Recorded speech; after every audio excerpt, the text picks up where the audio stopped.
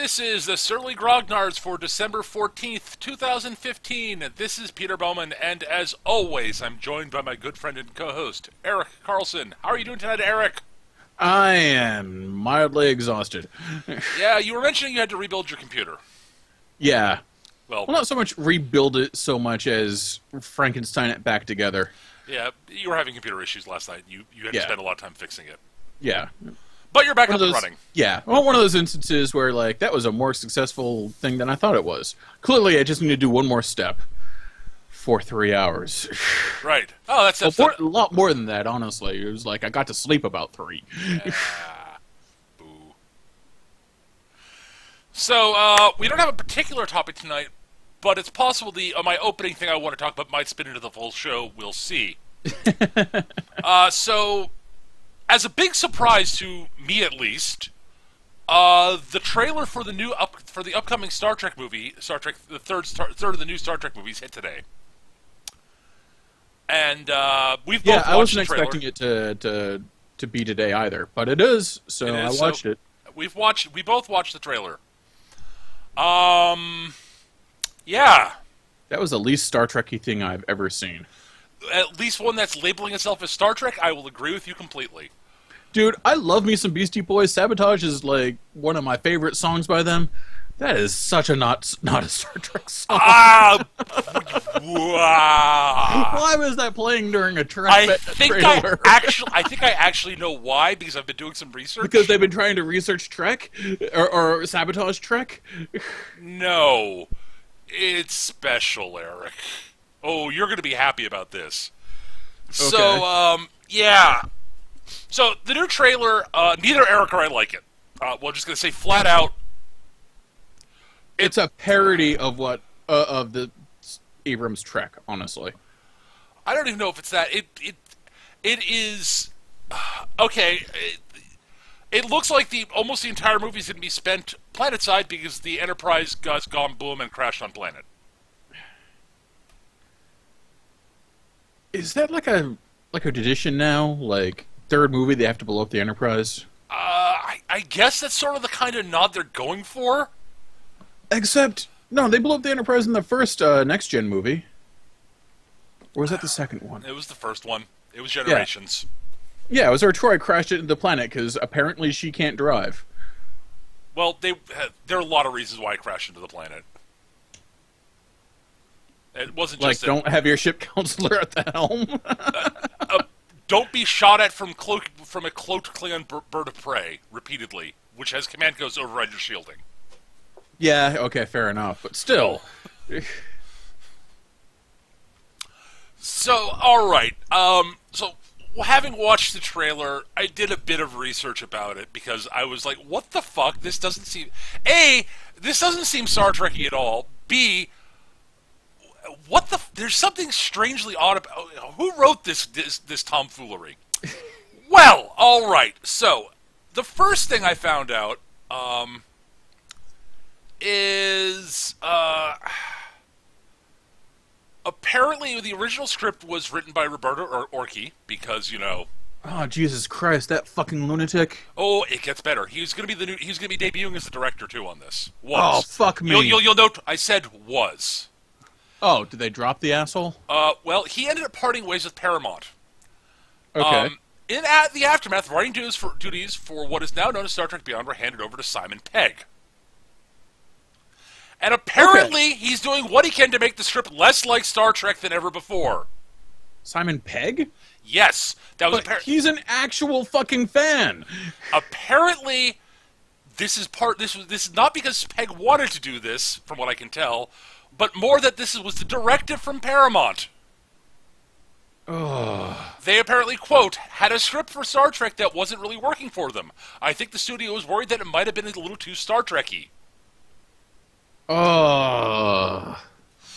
I'm quoting from God, an article hurt. on Cinema Blend that I found by Brent McKnight.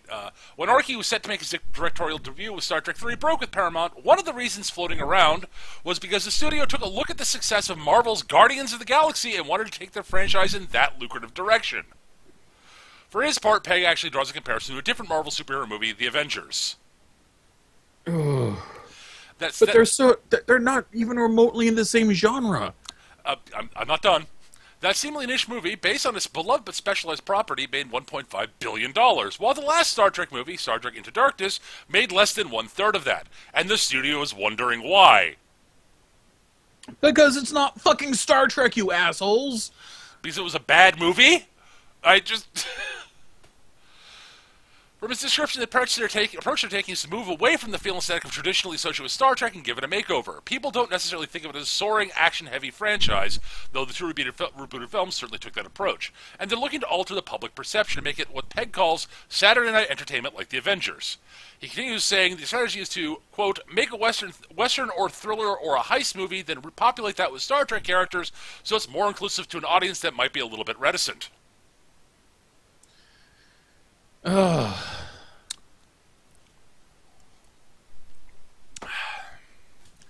So, now, I will say this. Simon Pegg is a very, very funny writer. Yes. The man knows his stuff, and he's a fan. Yes. So, and all we've seen is a trailer. Yes. Which, holy shit, does it make me not... No. Bad trailer. Bad. Oh, it's a terrible trailer. Also, the whole sort of sabotage thing... reading the whole thing with the Guardians of the Galaxy angle they're going for, I totally get that now. With that whole sort of, because they're going for sort of, a musical sort of theme type thing. So, Guardians of the Galaxy had that whole sort of 70s thing. Yeah. So, they're doing 90s? Apparently. I don't know. Why the Beastie Boys? If you're going to go Beastie Boys, why the fuck is it not intergalactic? Yeah. I mean, seriously? Yeah, it pretty much fucking writes itself, guys. I mean, really? I mean, that it's just is that too on the nose for them? But I mean, it's astonishing. I mean, they're the fact that they're looking at okay, well, why did this movie make so much less? Because people didn't like it. Because it's a terrible movie, is why. Which was. It was a terrible movie, rife with plot holes that desperately wanted to be taken seriously and looked at more closely. But the moment you do, it comes apart at the seams. Right. Not to mention it had holes you could drive the fucking Enterprise through. Right. So their answer apparently is to go away from the taking itself seriously angle. Which I guess... I guess I can understand logically what they're doing, in that I guess Paramount just doesn't feel that Star Trek as a franchise, as it's always been traditionally treated, works for the modern cinema and specifically can't be a blockbuster, which is what they're going for, which is what they want and need, apparently. Okay, so why? Or you could make an intelligent, metaphor-laden movie about cutting characters, going about or you can make a fucking hopeful sci-fi because apparently people can't do that anymore. Yeah, Sorry. I know. You're. Sorry, I kind of lost it there. I'm in the same boat, Eric. You know my current opinion of the state of science fiction. It's too fucking bleak. It has been for the past 20 fucking years. I love me some bleak science fiction, but dude, this is fucking Star Trek. Star Trek is where I go for the optimistic science fiction. I love me my Mad Max. I love me my fucking cyberpunk and Mass Effect and dark grimdark. That's great. But you know what? You need a little bit of light there, and Star Trek was that light. Except now they want to shit on that light. Well, again, it very well might be optimistic, but it's no longer science fiction is the problem. They've decided to go, well, yeah, science fiction, actual science fiction doesn't sell, which tell that to people who made The Martian, apparently. Yeah. Or, whatchamacallit, Interstellar. Yeah, that's still got some problems as actual science fiction, but, Yeah, but at least it tried. Yeah, I know. And Gravity, although that wasn't optimistic, shall we say. Good movie, though. I still haven't seen Gravity. I need to do that. Yeah. It's a good movie, though. I just yeah. Again, not pure hard sci-fi, but Right. again, it's trying. And Star Trek's not even pure hard sci-fi. But again, it tries. And I don't know. I'm okay with it. I don't need like pure hard sci-fi. I don't either. I just need. I want it to be Star Trek. God fucking Yeah, damn it. I want it to be fucking Star Trek. Now, to be Dude, fair, I'd be happy with fucking Voyager at this point. I wish you weren't right. Okay, here's the thing. I did not like the first of the Abrams Star Trek movies at all. I still haven't seen Into Darkness because I hated the fuck out of the first one. I didn't hate the fuck out of the first one, but I was disappointed. I was like, I see where you're going, and there's potential here. I'm sad that there couldn't be. You couldn't have done better, and you didn't have the faith in the franchise that to just go straight for Star Trek. You needed to wet the palate, so to speak. So maybe they'll do better with the second one. This is clearly the test run, and like, no, they oh my god, fuck Well, you, Into Darkness. I see. I knew where it was going because I knew who was behind it, and I knew that Abrams is not good. A terrible human being. I won't go that far. I don't know he's a terrible human being, but he's not someone who should be directing Star Trek movies, or writing them, or being involved in them in any way, shape, or form. Sorry. You're right. I don't know if Abrams is a terrible human being. He's probably actually from everything I've heard, he's actually a nice guy. I'm just not a fan of his work. I'm not either. It's one of the reasons I'm still not completely optimistic about the new Star Wars movie because I've never seen anything Abrams has been involved in that I've liked wholeheartedly. I think he's a better fit for it, honestly. Well, yes, because he's not antithetical to it. Yeah, But, like he is at Star Trek. Yeah.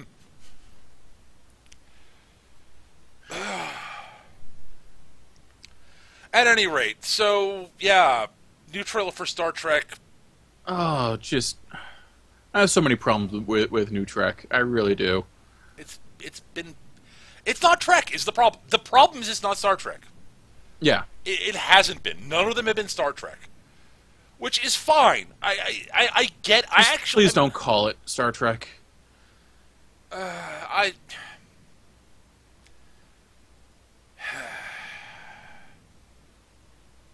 Yeah, honestly, I mean, Star Trek Although I hasn't. went like Into Darkness, even if it was called something else. It was Yeah, from so many holes. everything I read about it, Into Darkness was just a travesty of a bad movie. But Just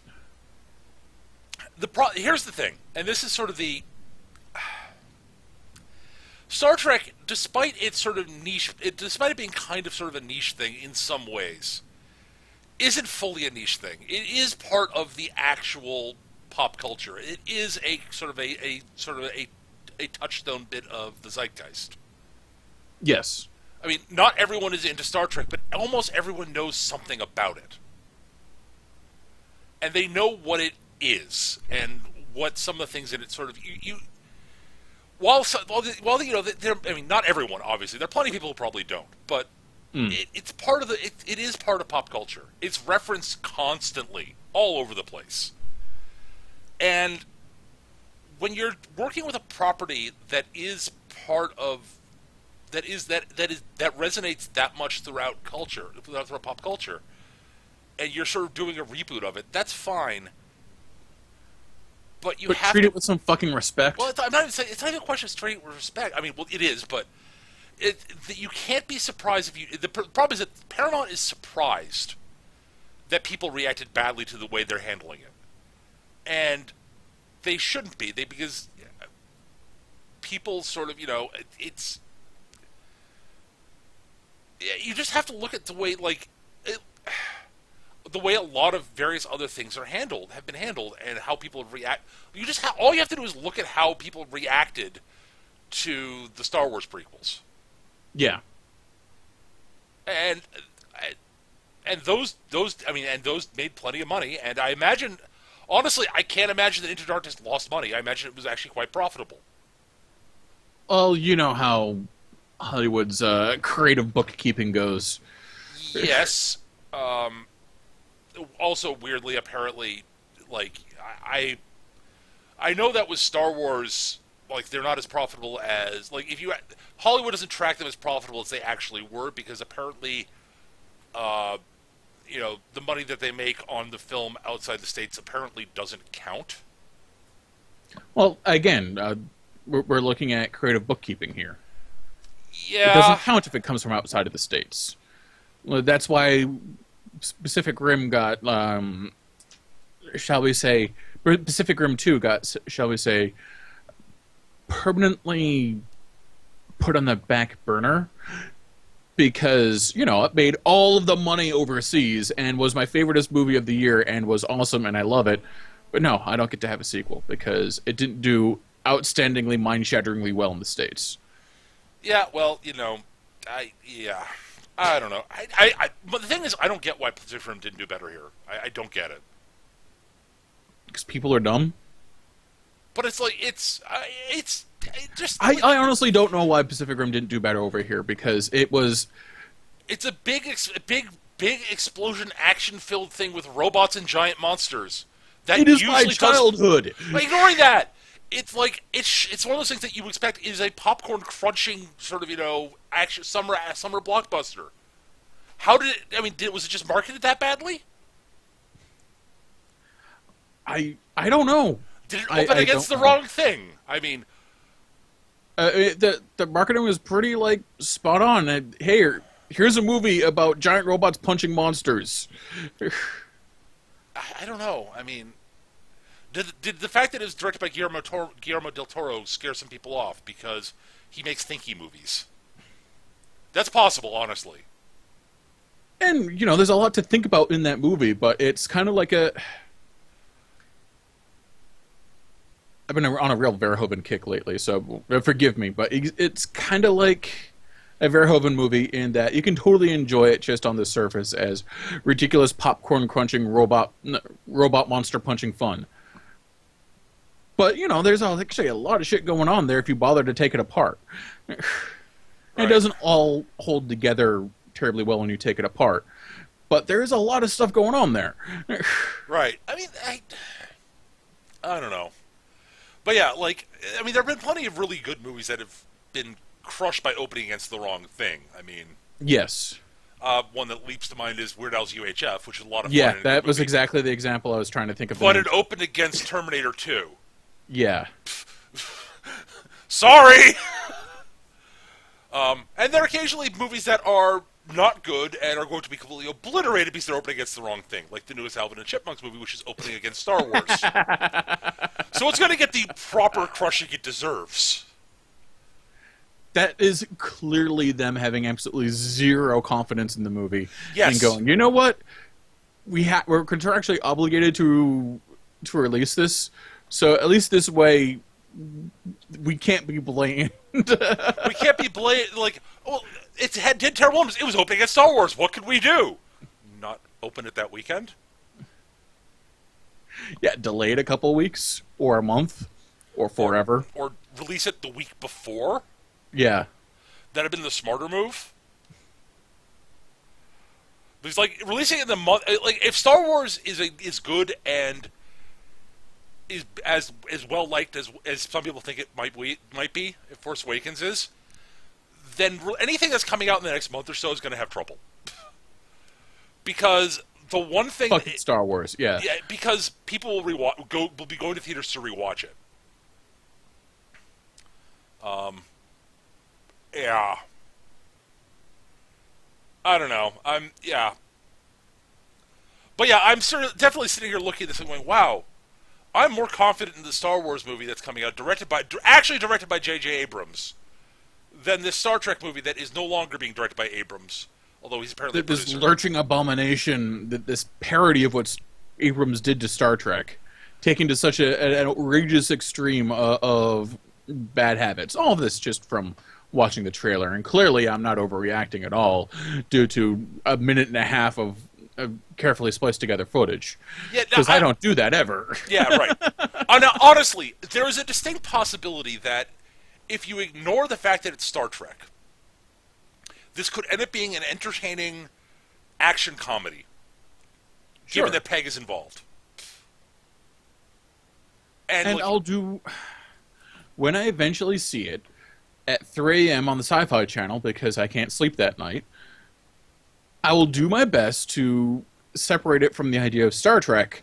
now, I will say this. Here's the one thing I can sort of see how it could be kind of not bad. And this is me stretching my brain on it. Okay.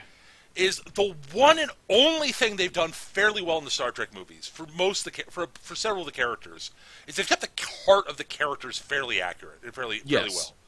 Like, Simon Pegg's did a good job as Scotty. Yes. Zachary Quinto has been fucking brilliant as Spock. What's his face playing Bones? For what little screen time Carl he gets, Urban, right? he knocks out of the park. Is it Carl Urban? Well, at least I won't die alone. Beams up. Well, that's just typical. Yes. One good bit from that trailer. That was funny. And that's clearly that right there is a Simon Pegg touch. It's got to be. Yeah, and it's such a it's such a quintessential Bones thing. Also. Yeah, sure. But so here's the thing: is I think you could make an entertaining and fun movie, which is a typical sort of a atypical, not very Star Trek-y plot. But then you seeing how the actual characters from Star Trek interact with that sort of atypical Star Trek story. And they did that in the show a bunch. They did that in Next Gen several times. There's several episodes like the one where they get where like, almost everything involving Q. Yes.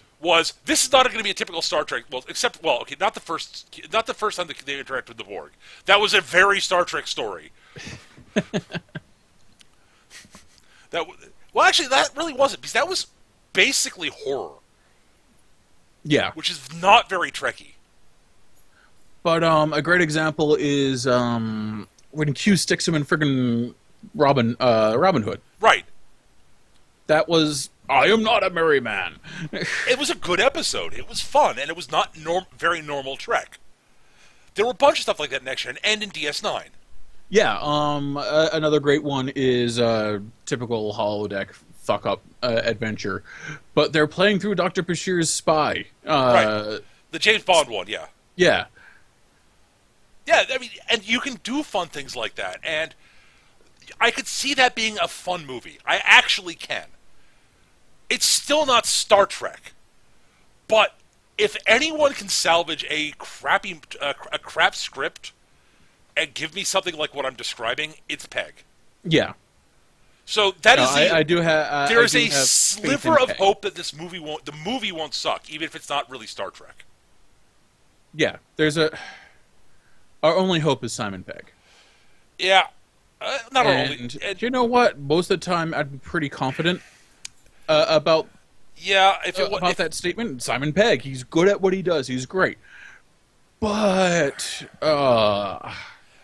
everything you just told me about the directives from Paramount, yeah, and Orky's previous involvement, just. But here's the thing that blows my mind. Dude. They took Orky's script and told Peg to make it less Star Trek-y. Yeah. I am mystified by this. Unless Orky is secretly more of a Star Trek fan than more knowledgeable about Star Trek than we thought he was, and the previous scripts were just hammered down by directors from Abrams, which is not outside the realm of possibility. That's a terrifying thought, isn't it? Yeah, yeah. Like, the fact that, like, when Paramount basically said, we want to make this more like Guardians of the Galaxy, and Orky said, fuck, I'm leaving. Yeah. I mean, I've got no respect for Orky. His scripts are terrible, and he's a goddamn fucking lunatic. And dude does dude believes in chemtrails, and he's a 9/11 truther. And like, really, dude? Yeah, I mean, I love my lunatic conspiracies, but that's because they're lunatics. Yeah. Oh God, the chemtrail.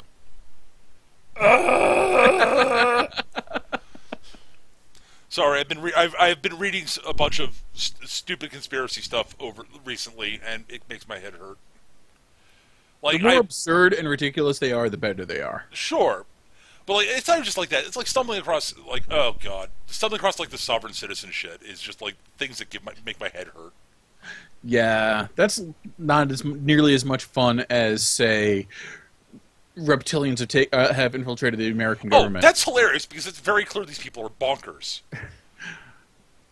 Whereas the whole thing with the sovereign citizen thing, just like, what, you people are stupid. Like, you cannot be intelligent or a critical thinker if you believe this shit. I'm sorry. What exactly is sovereign citizen shit again? Oh god, you don't know about this? I'm certain I do. I just can't place Oh it. god, these are the people who believe that basically it's based partially on a bad reading of the Articles of Confederation from from the beginning of the Revolution. Okay. And basically, You mean the thing that would have made us even less functional than the Eurozone? yeah, yeah. Oh, and the things that were actually overwritten and are not legally binding anymore because the Constitution exists and was explicitly written to overwrite those. They were there specifically to get us to the point where we could write the Constitution. But they basically believe that because of this, that you could declare yourself a sovereign citizen, and therefore not a citizen of the United States. Therefore, United States laws do not actually apply to you, but you have all the rights and benefits of being a citizen of the states. Oh, right. I have heard of this. Yes. To which my reply is, the fuck? Here's the thing about that. It makes exactly enough sense to convince a stupid person that who thinks they're smart that this is true. Absolutely. As I said, you have to be stupid and have no critical thinking skills. Yeah. Like, literally none. And it is a funny and hilarious... it's a funny and hilarious situation to find yourself in. To think about. Like seriously, like, nope, I've decided that I am a sovereign citizen.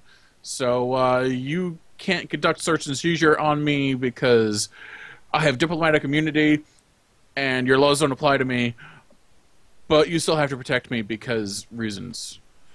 It's like,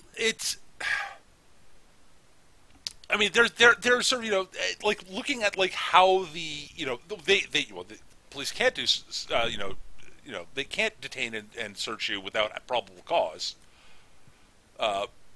But that's just a general thing. I mean, that's a law that applies to everybody. Yeah. But like, I've seen videos of like these people having been pulled over for a traffic violation, and how they reacted to the fact that when the cop basically finds out, explains that they broken the law, and then finds out that they don't have a driver's license because they don't need one to drive in the States because they're sovereign citizens. No, you're not. And like, I've read bits and pieces like on court cases about like where they basically say, I'm a sovereign citizen. I filed my paperwork to declare myself one. I sent it in. It's been sent to the government. Therefore, they had to accept it, and therefore I am. And to which my reaction is, no, that's not how this works.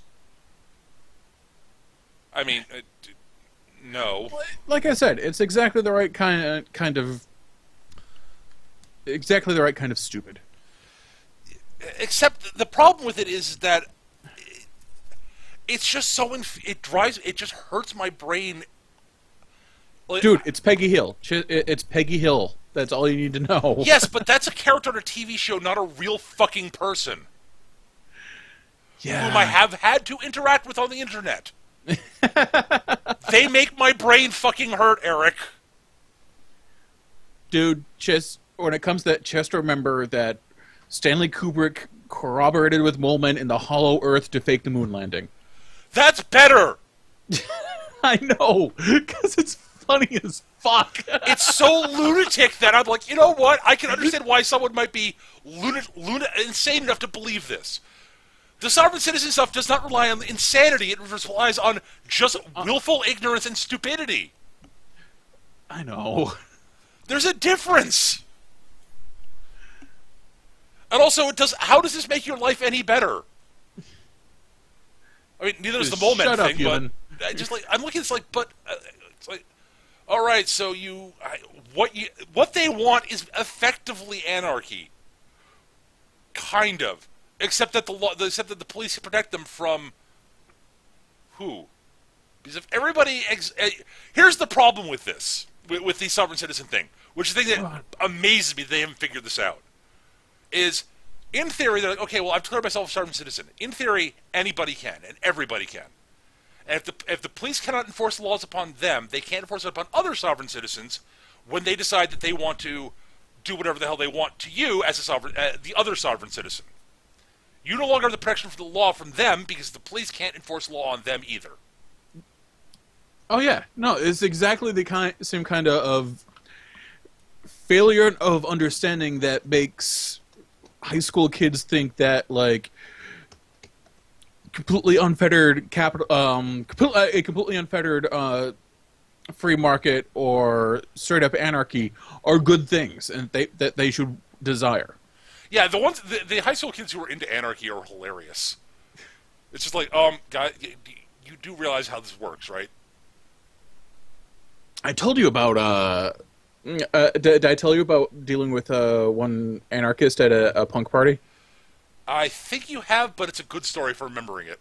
Okay, so years and years back, I go to this party, which ends up being like with this girl I knew, and it ends up being this like completely like, you know, classic like punk rock kind of party. You know, everyone's there with like jackets and mohawks and whatnot, and you know, someone's got the Exploited playing, and everyone's drinking cheap beer and liquor.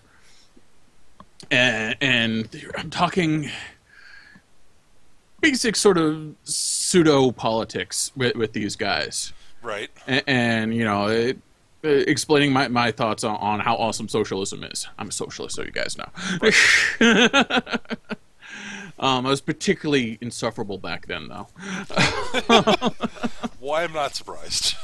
And being agreed upon with one guy and disagreed with another guy who was much more of a fascist, because that's a good idea. We didn't fight. Good. But the one guy, this one kid goes, yeah, I'm an anarchist. What do you mean, like a socio-anarchist? No, like a pure anarchy, man. Like no rules ever. I'm like, huh. So I take the kid's drink away from him.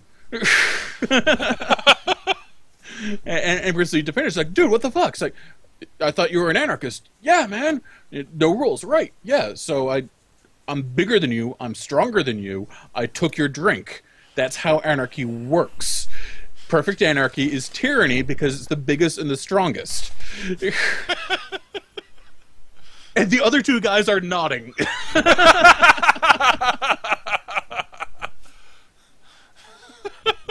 I got him another drink by way of apology. I mostly just did it to make a point. But. Right.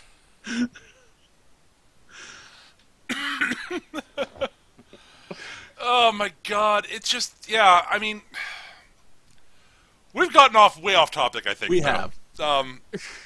Sorry, I apologize for the detour into pet peeves of both me and Eric. Yeah. Oh my god. But, yeah, so yeah, Star Trek. So, yeah, I have... You guys have heard me rant about Into Darkness before, and how it doesn't hold any water, and it's a giant mess, and yeah. And yeah,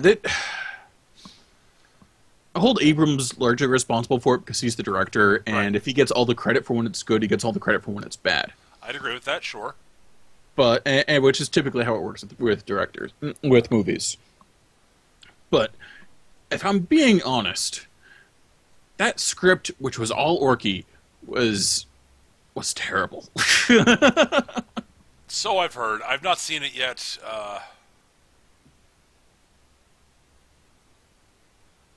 I'll have to. At some point, I will watch it. I've not watched it yet because I keep looking. I keep going. But I hated the first one.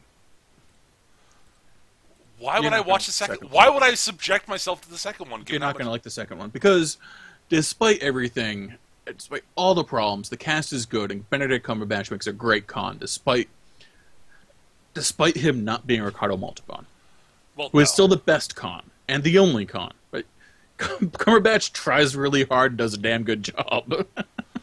I like Khan. Damn, he would make a great Doctor Doom. Why can't he be Doctor Doom? because he's being Doctor Strange. That's why. Yeah, and he'll probably be a very good Doctor Strange, to be totally honest. Yes. Oh my god. Yeah, I So, don't know. as a complete aside, I'm Okay. looking at this thing on Imager. When asked if comics could if digital comics would replace comic books, Stan Lee said, "Comic books are like boobs. They look great on the computer, but I'd rather hold one in my hand."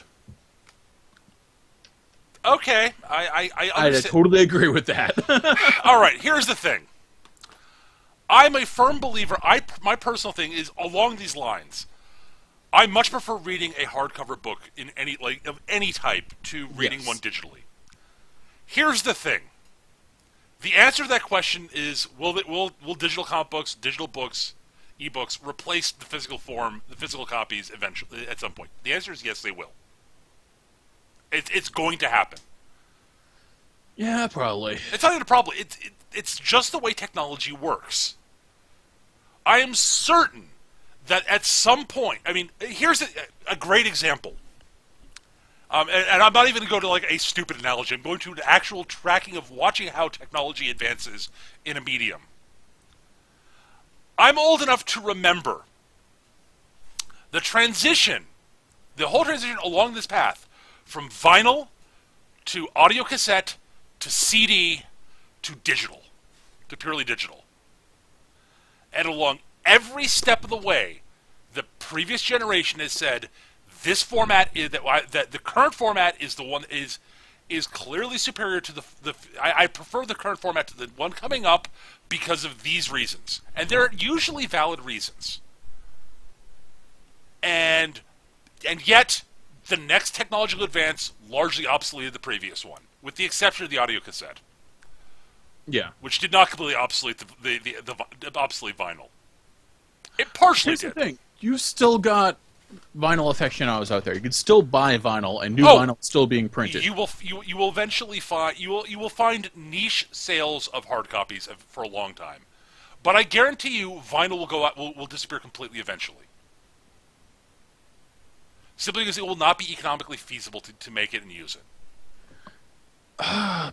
You're probably right. It's just I don't know. There's always going to be that niche. There will be people printing their own vinyl eventually. Maybe. But here's particularly with 3D printing technology. Possible. That's the one savior for it, possibly. But again, it's a case of the materials. I mean, it just will become less.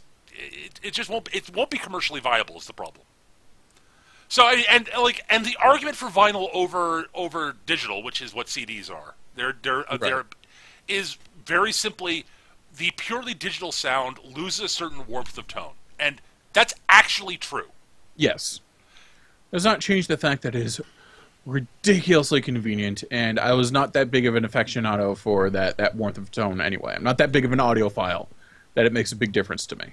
I can hear the warmth of tone thing on a lot of stuff. Here's the problem. For most music, the precision of audio, the precision that you get and the precision of sound and sort of, digital, as a great example, the first time I've always been a big fan of Paul Simon. Mm-hmm. Graceland is one of my favorite albums.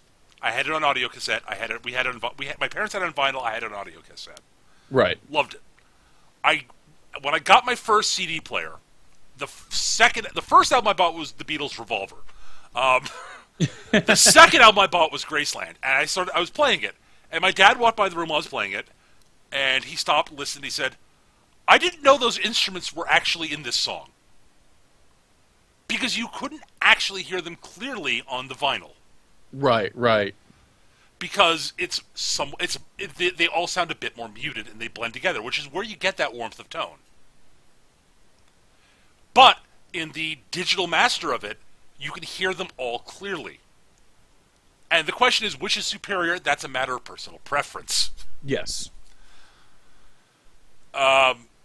But it turns out that there's a lot of reasons why digital is just better. And yeah, like I said, I've never been that big of an audiophile, so the convenience is the convenience of having all my my giant stacks of CDs compressed down into a thumb drive. Yeah, that would It be... is just complete does it for me. And I know that's the way books are going. But I'm going to be that vinyl guy. You'll never get me away from physical books. Sure. I'm totally that insufferable vinyl loving hipster when it comes to books. Yeah, I will say after having gotten a Kindle Fire, I bought myself a cheap first gen one off eBay and then rootkitted it to Android. Yeah, I'm going to have to do that at some point for a few reasons. I did it for several reasons. One is I wanted to actually see what the process of rootkitting would be like. I was curious, and B, as a tabletop gamer, as a role-playing gaming enthusiast, God, it's helpful to be able to put all my rule books onto a fucking tablet. And that's exactly why I want to fucking do that. Because then I'm not hauling 40 to 50 pounds of books every time I decide I want to run Iron Kingdoms. Dude. Plus miniatures, plus, yeah. Right, if I ever get back to running 4th edition D&D, oh God. Or God help me if I want to play Hero System anywhere but, like, from my house, my apartment. No, totally. And like, I would love to run Iron Kingdoms over at Chris and Hannah's. But I am not hauling all those books plus miniatures over there. And I'm not storing them there because I love my books. Right. I love them in some say it's an unnatural love.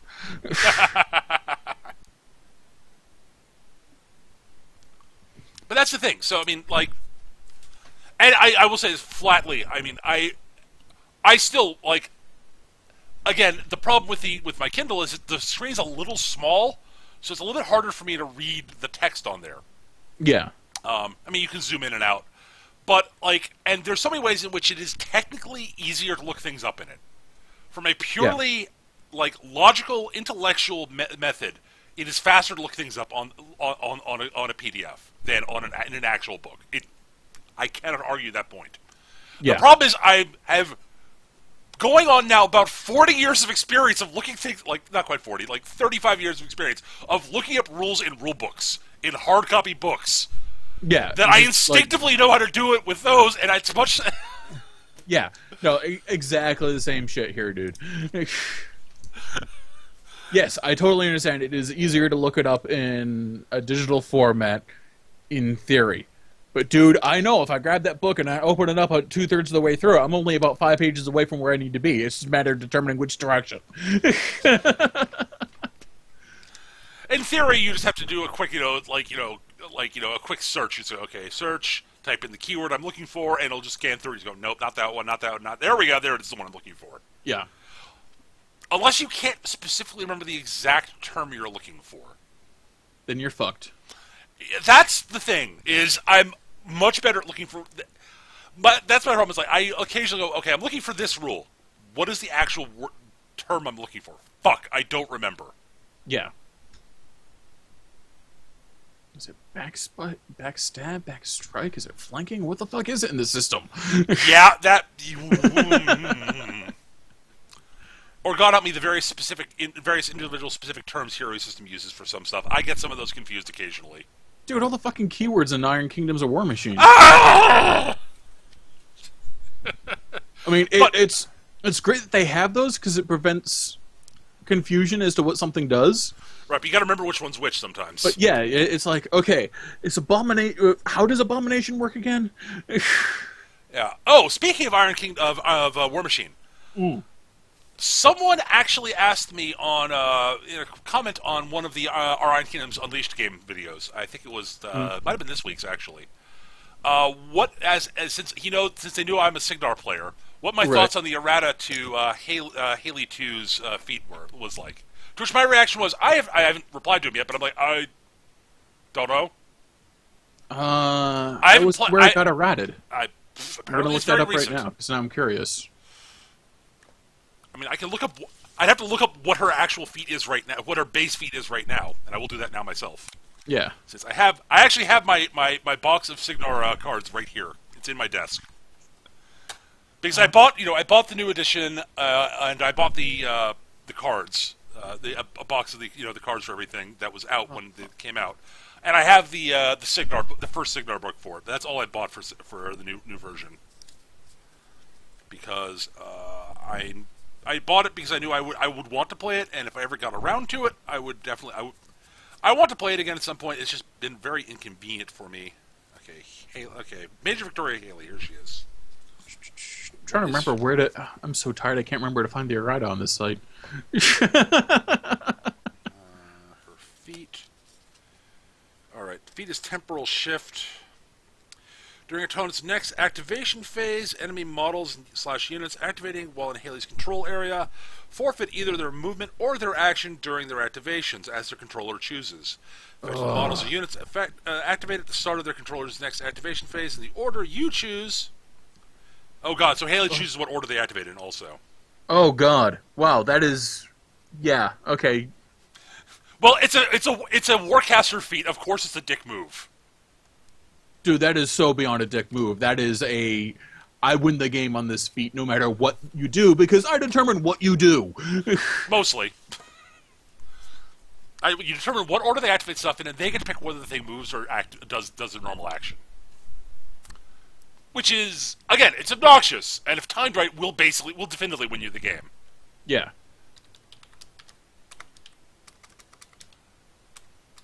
Warmachine, Major Haley, Errata.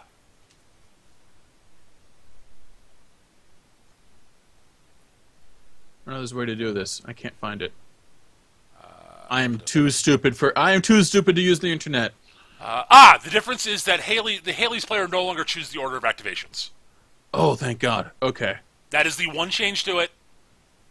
It's a really big change. Yes. It's a huge nerf.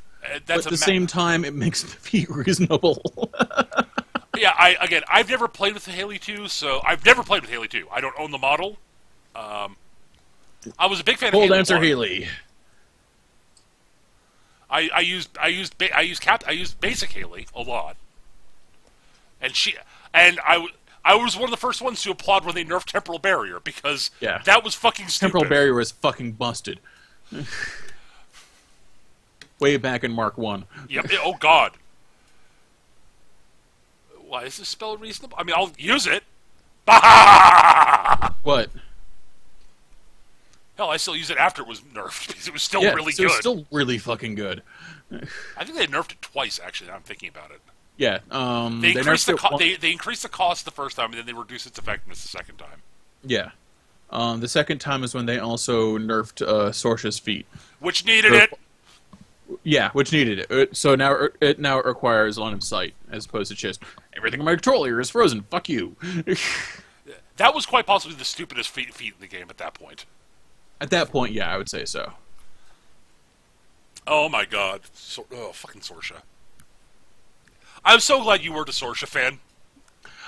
There's a lot to love about Sorcia, but she's just not my bag. And honestly, back in Mark 1, playing with the Butcher was playing on hard mode. Oh, sure, I believe that. And like the 3 versions of Butcher now are all good in entirely different ways. Yet somehow he still has the exact same stat line. That's why I love this game. But yeah, that's the thing. Like I'm very glad that my first interactions with Khador were with you and not with someone who liked Sorcia. Because I probably would have quit the game. Ridiculously frustrating. And that I totally understand. And it's the reason I didn't play Haley at first, because admittedly I was sort of more intrigued by Kane. Yeah, Kane was pretty awesome. Kane still is kind of awesome. And I liked Striker when I got him, and I realized, wow, no one in the net seems to really think he's great, but dear God, he's just good. He's not great at anything, but he's good at basically everything. He's a good all-arounder is what he is. Yeah. And his feat's not amazing, but oh my God, Earthquake is... Why do people not like Earthquake? This spell's amazing. Earthquake's fucking amazing. Are you kidding? There were a lot of people who said, Earthquake doesn't do any damage, it's not that great. I'm like, but it means that I kill you. Let me tell you, that has changed. People understand the value of control now. I know. And Striker's feat is not obviously good. The problem with Striker's feat is really tough to time well. Yes. Because you have to be waiting for you have to time it for your opponent's counterattack or their blitz, and you have to be really good at reading when your opponent's going to do that. Basically, which is tough to gauge with some armies. Like, yeah, I mean, basically, I ended up using it mostly for using it on the turn. I basically saved it for the turn I was going for a decisive strike to let me survive any counterattack if it didn't go as well as I was hoping. Right. Which worked pretty well. Which is a valid use for it. It's not the optimal time to use it, but it's a valid use for it. I never got to the optimal time to use it because then by the time I would have gotten to that, I discovered Siege. Yes. And Siege Brisbane was so me. Yeah, Siege is totally like all you. Totally. An example of not being able to time Striker's feat well is against the Pharaoh army, actually. There's a net list bouncing around for one of Dr. Arcadius's theme forces called Nature of the Beast. It's called Ark's Ark, and it uses 2 of everything. Well, 2 of every war beast. Sure. I'm going to build this eventually because it looks like a lot of fun, and from everything I've read, no 2 people actually plays it the same. Neat. But because of the way how flexible Arcadius's feat is, it's impossible to time Striker's feat, because Arcadius' feat is all friendly war beasts can frenzy if they choose to. They can do this. They do this during during the instant where he uses his feat, and it does not affect whether they can activate later that turn or whether they have already activated. Huh. It's a giant toolbox of a feat that can, if done wrong, can easily tear your own army apart. Right. Which is part of the reason why I suck with Arcadius, but I want to get good with him. Like, seriously, I suck with Arcadius, but he's so weirdly fun-seeming, I really want to get good with him. Meanwhile, Carver just fits into my playstyle so well, it's like he was custom-made for me. Right. By the way, Eric, I just shot you the errata file. Ah, thank you. It's probably someplace really obvious. I just could not think to look it up. Thank you. You're welcome. At any rate, so hopefully that answers the question for that guy. It sounds like it was a needed nerf, but I never used it before, so. Healy 2 was sort of the politely agreed upon not to be used in friendly games in this area. Sort of the unspoken rule. Yeah, I never owned the model, so I never tried using her.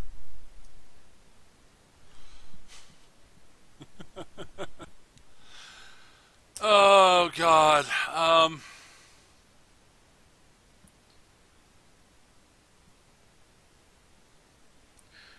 Yeah.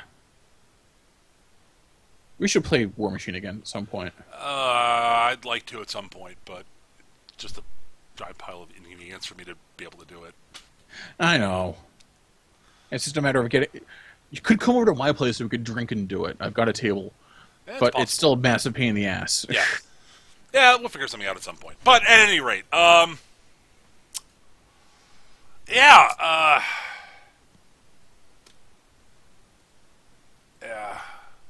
Oh right, they gave the Mountain King assault. That was a really necessary errata. Mountain King fucking sucked before. Now it's usable. I see. I'll take your word for it. A big problem with the Mountain King isn't necessarily on paper. It has to do with the has to do entirely with the fact that it's a big giant pile of points with a target on its forehead. Right. And you can get much better. So what you want to do with the damn thing is get it stuck in, but it's not very good stuck in. I see. For the amount of points you're investing, you're much better spending those points on 3 dire troll maulers. Okay. Not that trolls can run 3 dire troll maulers effectively, but there's a problem with gargantuans in general. Is It's a all your eggs in one basket thing, and which is great for Warmachine. Warmachine loves Colossals because it's only one thing you have to spend focus on, and it's got they all have a good ranged presence. But the Mountain King's spray attack is pretty good, but it's relatively short range for what it can do. It's kind of slow, and it's only like armor 19 and doesn't have regeneration. Yeah. Yeah. That seems poor. Yeah. You're mentioning that actually, sort of, your phrase of, for the price for the points you spend on the Mountain King, you could have 3 dire trolls. I think that's an exaggeration, but not by a lot. That reminded me of one of my favorite sort of realizations I had playing Babylon 5 Wars. Mm-hmm. Was looking at the prices of various things, and part of the problem. So one of the problems in any game, like any tabletop war game, is getting the point values of models right. Yes. It's doubly plus so if you're trying to sort of emulate the difference in between like in a sci-fi game especially, when like various factions are noticeably more technologically advanced than others. Right. So, as an example, and this is why I came to this, the Minbari in Babylon 5 Wars. The Minbari are of the younger races the most technologically advanced. Right. And so their ships are individually terrifying. And so they're sort of the classic Minbari They're dumb ship. and kind of stupid looking. The classic Minbari ship is the Charlin Warcruiser. It's the Angelfish of Death thing you've seen in Babylon 5. Yes. It's the big ship that basically doesn't move and kills you. And I will say this. In a one-on-one fight between a Minbari Charlin Warcruiser and basically any other younger races, mainline cruiser, the Minbari cruiser will, at extreme range, shoot at them and be almost impossible to hit back and cut you to ribbons. This is what Minbari ships do. Here's the thing. The Minbari Charlin Warcruiser costs 1,825 points, if I'm remembering correctly. Okay. The Narn Jaquan Heavy Cruiser, which is the Narn staple cruiser, in a one-on-one fight will just lose the Charlin. It's outgunned.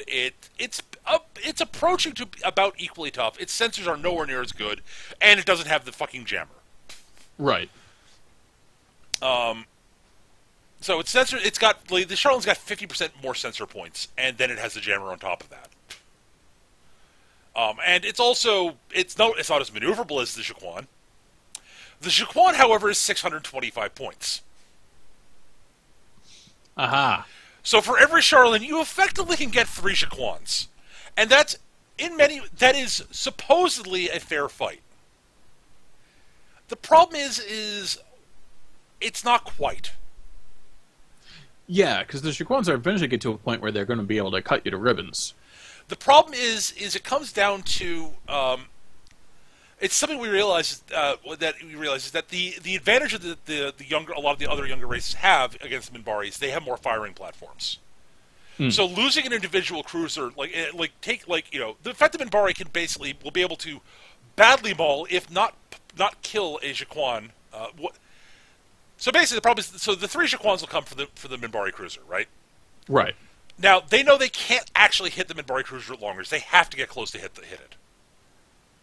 So they're basically going to turtle up fully, and the Minbari, which means the Minbari can go full offense. It will will almost basically be auto hitting the Jaquan.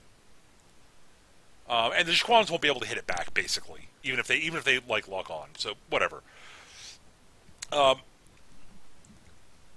So the Charlin cruiser will probably do a number on one of the Jaquans. Odds are it doesn't have quite enough firepower to blow up more than one of them. That's the thing, and it might not even be able to blow one up. It might be able to cripple one, which means the other 2 will live to get to actual firing range. And the Minbari's main guns will be down for a couple of turns because the heavy guns in Babylon 5 Wars have recharge rates. It takes multiple turns to recharge. Right. And the Minbari heavy guns are faster recharging than the Narn's heavy guns. The thing is, the Narn's heavy guns they're shorter range, they take longer to recharge, and they're not as accurate. But they actually hit harder per gun. And while the Charlene is bigger and tougher than a Jaquan, it's not that much bigger and tougher. It's merely bigger and tougher. So you're looking and say, well, how the Minbari win? If the Minbari basically can't win on that firing platform, why are they so dominant and such from a fluff standpoint? Well, the thing is, Minbari bring one in actual storyline stuff. Minbari bring one cruiser for every cruiser you have, if you're lucky. And then Minbari have some smaller ships and stuff, but it's really interesting seeing like the whole wow. Arguably, it's like the Narn actually have an advantage in this fight, assuming they can get to grips with the Charlene.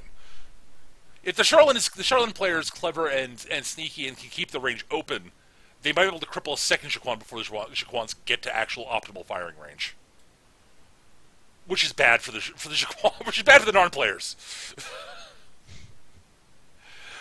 But but that sort of thing crops up all the time in tabletop wargaming. I mean, yes, it's like what I could take this one thing, but for the same points value, I could take these things.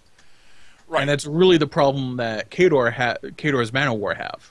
Right, is that I could take Man-O-War, which are on paper pretty good, or I could take this unit plus the support for this unit. Which technically has less damage boxes, but has greater attack potential, and is getting the support needed from these other individual solos. Right, and when you lose an individual trooper in that unit, it hurts you less than losing one man. Exactly. Like Iron Fangs with the Iron Fang Kovnik and the unit attachment works out to about the same cost, I think, as a full unit of shock troopers. I might be wrong. Right. It's been a while since I played my Khador.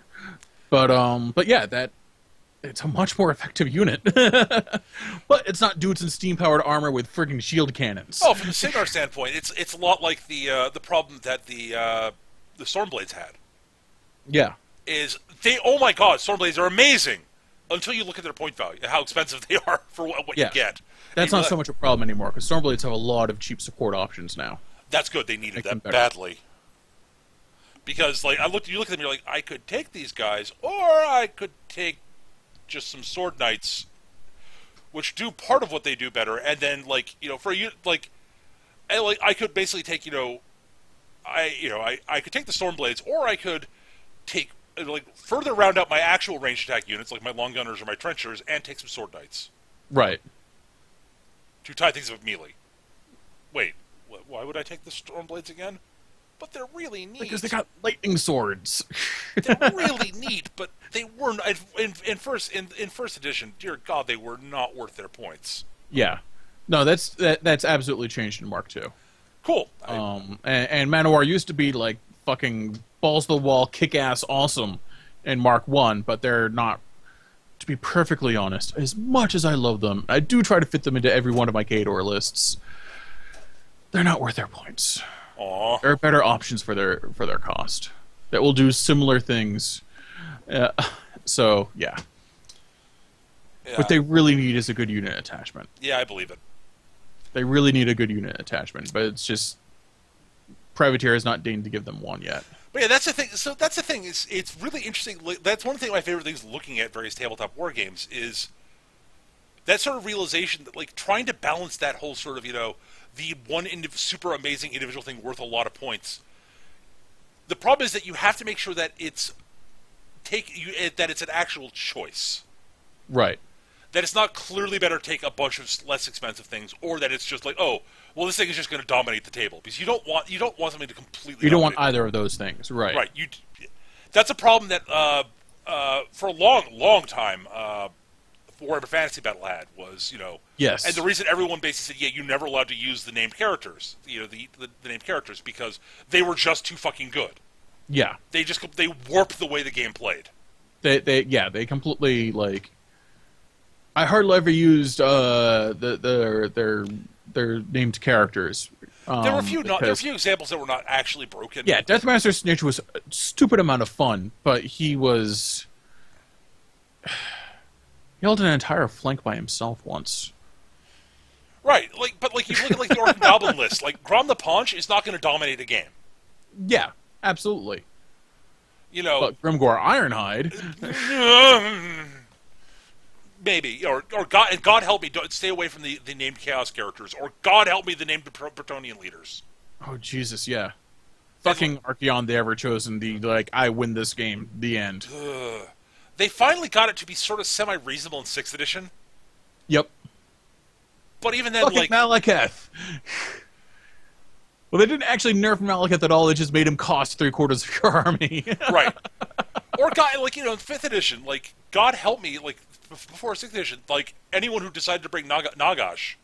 Yeah. Oh, like, jeez. that completely changes the game, like utterly.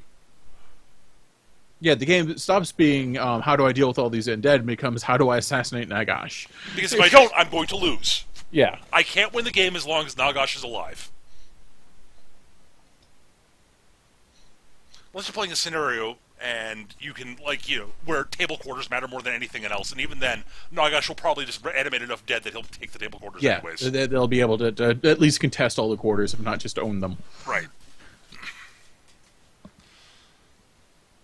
So, but yeah, back to Warmahordes. That's generally the reason why Colossals for Warmachine are considered better than Gargantuans for Hordes, because of the way the Fury mechanic works. Right. Your War Beasts produce the Fury, which your Warlock needs to do stuff. Right. So it's better to take multiple less expensive things, because if you lose that Archangel, Mountain King, whatever, you're suddenly down a major source of a vital resource. Right. Have I mentioned? Meanwhile, with Colossals, your Warcaster produces all of this vital resource. That means you have less, and you distribute the focus to your Warjacks. Having a big, giant fuck-off thing that only requires so much focus is a much better investment for that resource. Oh God, yeah. It's why I've said mechanically I think Hordes is a superior game. I really like the Fury mechanic. I do. It's a better mechanic than the focus mechanic. It just is. I would agree with that, but I got to tell you, Privateer does a great job making focus work. Like focus is much more efficient than Fury. You get a lot more work done with a single point of focus than you do with Fury. Sure, absolutely. My problem is, and they've improved it significantly since then. But for I remember having debating this with our mutual friend Roach, like pointing out the fact that Warjacks are hideously inefficient in Warmachine. Yes, they still are, kind of, unfortunately. And you're just better off using a lot of infantry and letting your Warcaster be a complete badass. Yeah. And Roach argument like, well, Jacks do these things, that things. Like, yeah, it doesn't matter. This is why we had the rise of infantry machine in Mark 1. And it's like I said, like, Roach, go look at all the tournament results from the major stuff. You will see that infantry lists dominate. Yeah. And I know you love your crazy, like, and Roach was playing Crix, and Roach loved his crazy Jack tricks, and they were good. Oh hell, you'll never see me take a Khador list with less than 2 Jacks in it, even though that is just completely like antithetical to the to traditional internet doctrine. Right. Khador's a 1 Jack army. Blah blah blah. Well, for a long time they actually did bring multiple. Like I know in first edition they usually brought 2 Jacks. Yeah. Both of them were destroyers. They were Sorsha, and she would freeze things, and they'd blow up your Warcaster with their bombards. Yeah, it was always so much fun going to tournaments and having people go look at my list and go, Karchev, and nothing but Warjacks and mechanics. How the hell is that going to work? Very well, thank you. Well, that's the thing, is they introduced a couple they introduced a few Warcasters who could use Jacks effectively. Yes. With Karchev and Darius. Karchev and Darius are the big ones because both Crix with its wacky soul mechanics and Crix is always better with the choir both had ways around the focus mechanic. Right. So yeah, like interestingly, the Protectorate could always be able to use Jacks fairly well. It's just that their infantry was so broken eventually that it needed nerfing. And that's how we got Mark II, the sort of fundamental shift. Oh god, yeah, it was a big and it's help. A much better game than Mark. From everything I've read, it is. It's a vastly better game. Focus goes much further than it used to. There are more tricks to get around focus. And yeah. Yeah, like there's a model I don't own for Signar, which is apparently like a must-have staple. Oh, the Squire? Yeah, that would be Yeah, it. you want a Squire, dude. But You that's totally part. want a That's Squire. part of the reason I haven't played Warmachine in a long time. Is like I'm missing certain staples, and I don't have the I can't assemble. I can't paint things right now, and I'm like, Mm. I just don't have good. I just don't have a good location to do it. No, I totally get you there, man. Like, My I apart- feels you. my apartment is not well set up for it. It's the problem. Oh God. Well, we've rambled on long enough for tonight, I think. Yeah, yeah. You got to hear me have a temper tantrum about Star Trek. Well, we both did. We both ranted about Star Yeah. Trek movies because grumble, grumble, grumble, grumble, grumble. Anyways, guys, thank you guys so much for watching, listening, or what have you. We usually say time at the end of each show for viewer questions. We didn't get any this week, so sorry. We kind of answered one during the show, but you know. But if you do have Right. questions you'd like us to answer on the show, please do email us. Our email address is surlygrognards@yahoo.com, surlygrognards@yahoo.com, or you can post them on our forums, which you can find at mechagm.forumer.com. Or you can leave a comment on YouTube, and I'll try to remember to use that for the show. If you got feedback for us, ways we can make the show better, things we're doing wrong, things we're doing right, etc., etc., etc. Constructive criticism is always welcome at those locations, so please let us know.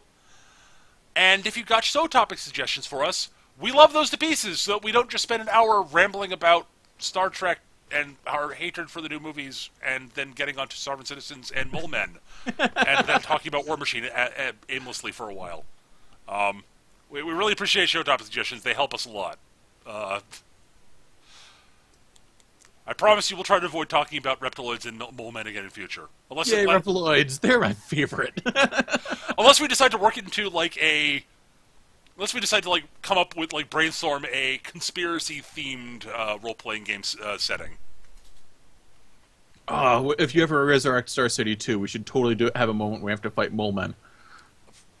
Of course.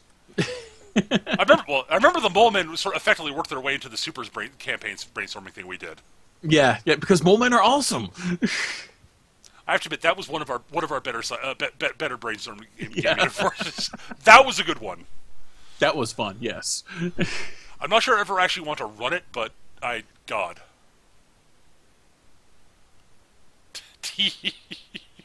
Just the fact that Daedalus is around and he's actually Daedalus. Yes. One of the Atlanteans, and he's... Oh, God, that was brilliant. Anywho, guys, that's going to do it, though. We record the show every Monday night at 7 p.m. Eastern here on hitbox.tv/mecha-gm. Except we won't be recording next week. Right, there will be no show on December 21st because I will not be in Massachusetts. I'll be visiting my family in North Carolina for Christmas. So, yeah, no show next week. But we record otherwise on Monday nights at 7 p.m. Eastern. I upload all the shows, I try to remember to upload all the shows to YouTube. You can find them at youtube.com/mechagm.